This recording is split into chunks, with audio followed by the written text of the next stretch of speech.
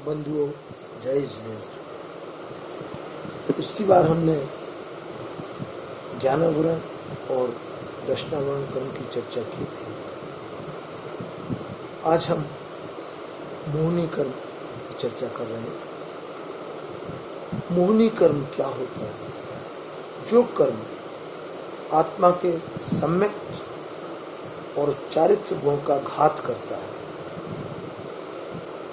जिसके उदय से जीव अपने स्वभाव को भूलकर दूसरी वस्तुओं में लुभा जाता है, उसे मोहिनी कर्म कहते हैं। इसके दो भेद हैं,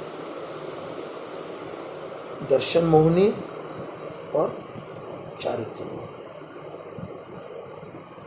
जिस प्रकार शराब प्राणी को भुला देती है, उसी प्रकार जो कर्म आत्मा को मोहित कर देता है और जिस कर्म के निमित्त से प्राणी पर पदार्थों में इष्ट अनिष्ट की कल्पना कर इष्ट और अनिष्ट रूप आचरण करने लगता है, उसे दर्शन मोहिनी कहते हैं। और जिस कर्म के उदय से क्रोध मान माया लोभ आदि होते हैं, उसे चारित्र मोहिनी कहते हैं। दर्शन मोहिनी और चारित्र। अब मोहिनी कर्म के बंध के कारण क्या है? सच्चे देवशास्त्र गुरु और धर्म में दोष लगाना, उनके स्वरूप को बदल देना, मिथ्या देवशास्त्र गुरु और उनके सेवकों की प्रशंसा करना,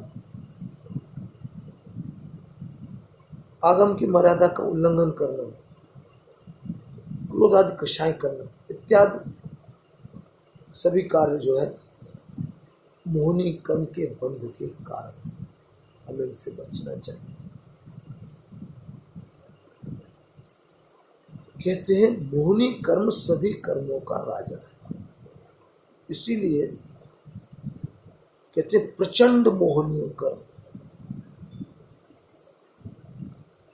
जब ये जीव कर्मों से मुक्ति पाने के लिए प्रयास करता है, तो सबसे बड़ी अड़चन उसके रास्ते में मोहिनी कर्म किया। मोहिनी कर्म को ही सबसे पहले निर्जरा की जाती है, तभी जाके आगे मोक्ष मार्ग पर जीव आगे बढ़ पाता।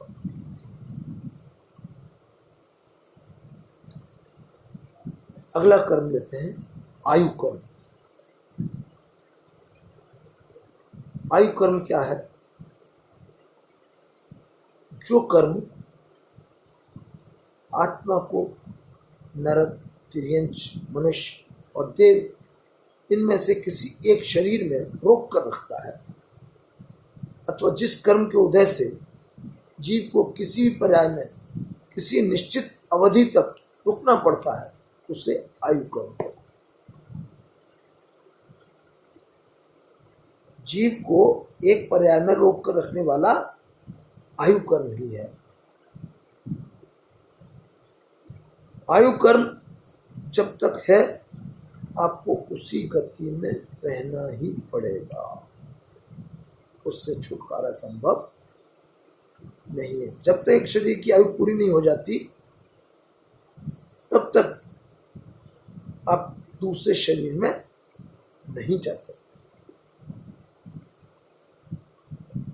जैसे हम वर्तमान में मनुष्य पर्याय में हैं,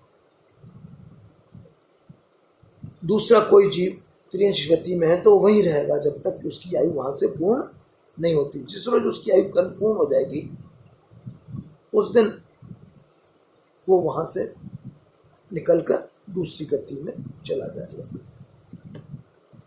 आयु कर्म के बंध के कारण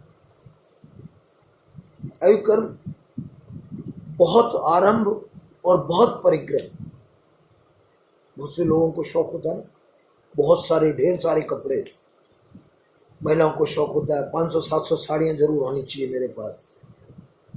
सूट होने चाहिए, इतने सारे सैंडलें लाइन से लगी हुई हों, जूते चप्पल सब। एक समय में आप कितनी चीजें पहनेंगे? एक साड़ी, एक जोड़ी चप्पल या सैंडल, एक समय में 1 2 3 गहने पहन लेंगे ज्यादा से। लेकिन अत्यधिक आरंभ परिग्रह नरक गति का मुख्य कारण। मायाचारी ये तिरंज गति का कारण है। कहना कुछ, करना कुछ, मन में कुछ, ऊपर कुछ, ये जो है तिरंज गति का। मनुष्य गति का कारण क्या? थोड़ा आरंभ परिग्रह, ये मनुष्य आयु का बंद कर।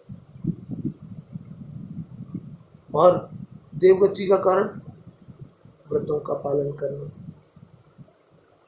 जो दुख आए उनको शांतिपूर्वक सहन करना, सम्यक ग्रहण करना, ये सब ईश्वर का पूजा पाठ में मग्न रहना, ये सब देवगति की बात। इसके पश्चात नामकर्म का। नामकर्म क्या चीज है? जिस कर्म के कारण प्राणियों को तरह तरह के अंग उपांग, शरीर, आकार, रूप रूपांतर, ये सब जो कुछ मिलता है, किसी का रंग काला है, किसी का गोरा है, किसी के यहाँ तिल है, किसी के हाथ पे तिल है, किसी का हाथ टेढ़ा है, किसी का एक हाथ छोटा है, कोई लंगड़ा कर चलता है, किसी की नाक दबी हुई है, कान छोटा है, एक कान बड़ा है, बराबर है, सुंदर है, बहुत सुंदर। ये सब क्या है? ये जो हमको शरीर के अंग उपांग जो मिले हैं, ये सब नामकर्म के कारण। नामकर्म ये तय करता है कि आपके अंग उपांग कैसे होंगे। कोई कुबड़ा है, कोई टेढ़ा चलता है, किसी की एक आंख में खराबी है, ये सब चीजें जो हैं वो नामकर्म का विषय है। नामकर्म तय करता है। अब नामकर्म के बंध के कारण मन वचन काय को सरल रखना, धर्मात्मा को देखकर खुश होना, किसी के अंगोपांग का छेदन भेदन नहीं करना, षोडश कारण भावनाओं को भाना, ये शुभ नामकर्म के कारण है। अशुभ नामकर्म के कारण दूसरों की हंसी उड़ाना,